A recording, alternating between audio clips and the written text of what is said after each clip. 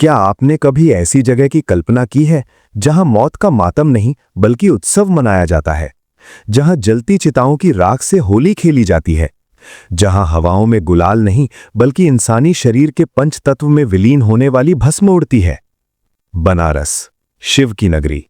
यहां जीवन शुरू भी शिव से होता है और अंत भी शिव में। लेकिन इसी काशी के बीचों बीच बसा है महाश्मशान मणिकर्णिका। दुनिया इसे श्मशान कहती है, लेकिन शिव के भक्तों के लिए यह मोक्ष का द्वार है। यहां साल के 365 दिन 24 घंटे चिता की आग ठंडी नहीं होती, और इसी आग के बीच खेली जाती है एक ऐसी होली जिसे देखकर दुनिया की रूह कांप जाए, जिसे कहते हैं मसान होली। आज की इस कड़ी में मैं ऋषि आपको ले चलूंगा उस सच की ओर जिसे विज्ञान नहीं समझ पाया, जिसे दुनिया खौफनाक कहती है, लेकिन काशी उसे आस्था मानती है। तैयार हो जाइए प्राचीन गाथा रहस्य पर एक ऐसी यात्रा के लिए जो आपके जीवन और मृत्यु के नजरिए को हमेशा के लिए बदल देगी। नमस्कार दोस्तों, स्वागत है आपका प्राचीन गाथा रहस्य में। मैं हूं आपका दोस्त ऋषि। आज हम किसी महल या मंदिर की नहीं बल्कि उस अंतिम सत्य की बात करेंगे जहां राजा और रंक दोनों एक ही मिट्टी में मिल जाते हैं। मणिकर्णिका घाट पर खेली जाने वाली मसान होली आखिर क्या है? क्यों महादेव को चिता की राख इतनी प्रिय है? और क्या यह वाकई डरावना है या इसके पीछे छिपा है जीवन का सबसे बड़ा रहस्य? दोस्तों, मसान होली की इस गाथा को समझने के लिए हमें समय के पहिए को पीछे घुमाना होगा। हमें उस कालखंड में जाना होगा जब भगवान शिव और माता सती के पुनर्जन्म के बाद देवी पार्वती का विवाह महादेव से संपन्न हुआ था। शास्त्रों में वर्णित है कि विवाह के पश्चात माता पार्वती अपने पिता के घर यानी हिमालय में रह रही थीं। लेकिन एक समय आया जब महादेव उन्हें अपनी प्रिय नगरी काशी यानी बनारस ले जाने के लिए तैयार हुए। वो दिन था रंग भरी एकादशी। पूरी काशी नगरी को दुल्हन की तरह सजाया गया था। देवताओं ने स्वर्ग से फूलों की वर्षा की, गंधर्वों ने संगीत छेड़ा और काशी के हर नर नारी ने अबीर गुलाल से अपने आराध्य का स्वागत किया। वो दृश्य इतना मनोरम था कि स्वयं इंद्रदेव भी ईर्ष्या करने लगे। महादेव और मां गौरी की शोभा देखते ही बनती थी। चारों तरफ रंगों का उत्सव था, हंसी ठिठोली थी और खुशियों का सैलाब था। लेकिन इसी उत्सव के बीच एक वर्ग ऐसा भी था जो मौन था। ये थे महादेव के वो भक्त जिन्हें समाज अशुभ समझकर बस्तियों से दूर रखता था। ये थे भूत, प्रेत, पिशाच, अघोरी, सन्यासी और वे आत्माएं जो मोक्ष की प्रतीक्षा में मणिकर्णिका की राख में लिपटी रहती थीं। महादेव के ये गण जो श्मशान में निवास करते थे, वे नगर के उस रंगीन उत्सव में शामिल नहीं हो सकते थे। क्यों? क्योंकि वे सांसारिक रंगों से दूर थे। उनके पास न इत्र था न गुलाल। उनके पास था तो सिर्फ वैराग्य और जलती चिताओं की भस्म।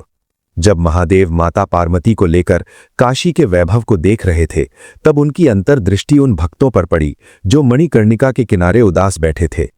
महादेव तो भोलेनाथ हैं, अघोरेश्वर हैं।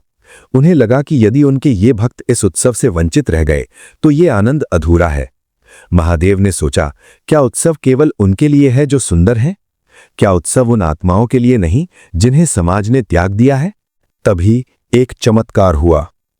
रंग भरी एकादशी के ठीक अगले दिन यानी चैत्र कृष्ण पक्ष की द्वितीया को महादेव ने एक ऐसा कदम उठाया जिसने सृष्टि के शुभ अशुभ की परिभाषा ही बदल दी।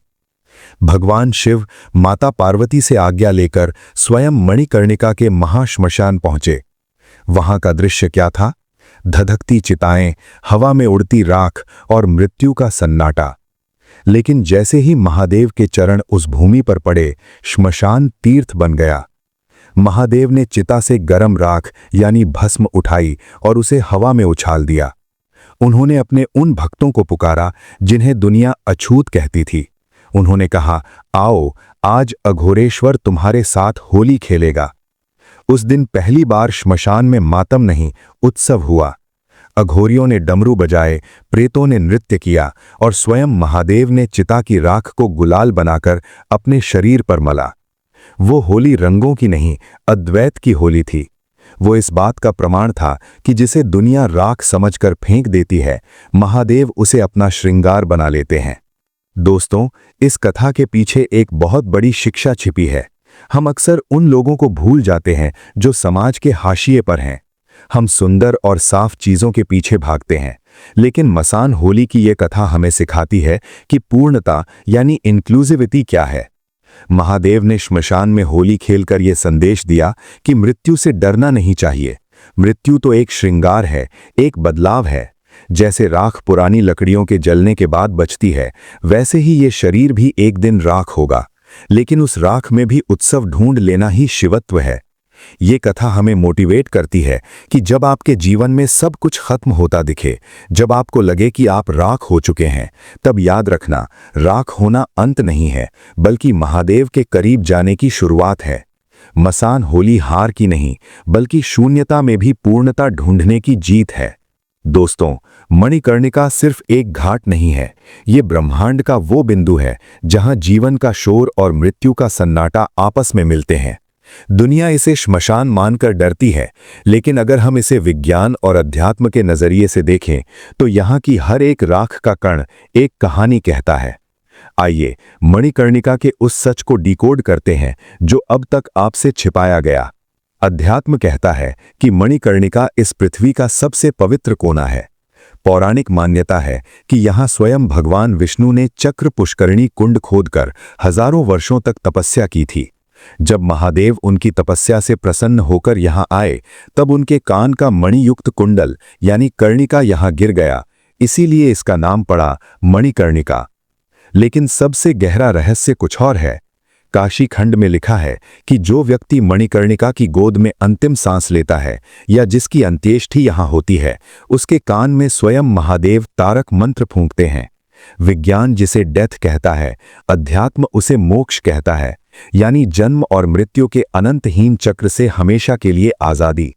यहाँ की आग कभी ठंडी नहीं होती, क्योंकि माना जाता है कि यहाँ शिव स्वयं महाकाल के रूप में पहरा देते हैं। अब बात करते हैं मनोविज्ञान की। क्या आपने कभी गौर किया है कि श्मशान में जाते ही इंसान के अंदर का अहंकार, लालच और क्रोध अचानक शांत क्यों हो जाता है? इसे मनोविज्ञान में शमशान वैराग्य कहा जाता है। मणिकर्णिका पर एक साथ 20-30 चिताएं जलता देखना मानव मस्तिष्क पर एक शॉक थेरेपी की तरह काम करता है। हमारा दिमाग जो कल की चिंताओं में डूबा रहता था, वो अचानक वर्तमान में आ जाता है।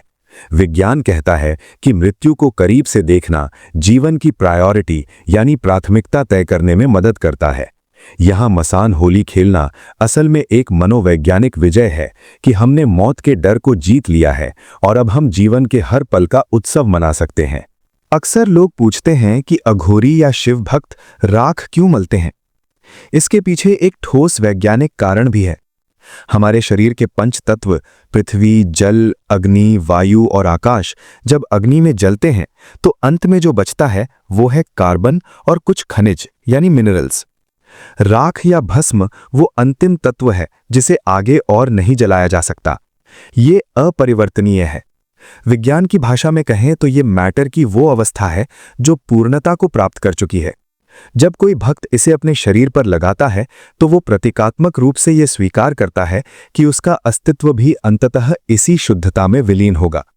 ये त्वचा के लिए एक कीटाणु नाशक का काम भी करती है, जो पुराने समय में सन्यासियों को बीमारियों से बचाती थी। मणिकर्णिका घाट का स्थान भी अद्भुत है। काशी में गंगा उत्तर वाहिनी है।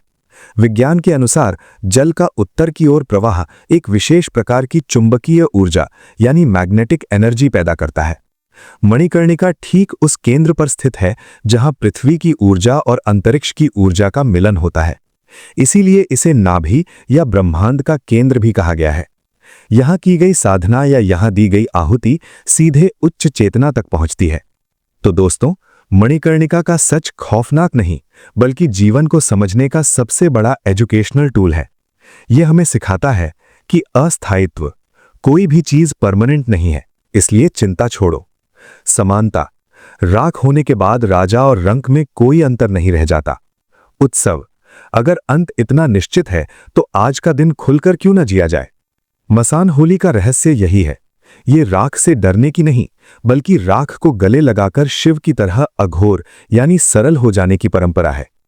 आज हम सब तनाव में हैं, छोटी छोटी बातों पर परेशान हो जाते हैं, लेकिन मसान होली हमें एक बहुत बड़ा मोटिवेशन देती है।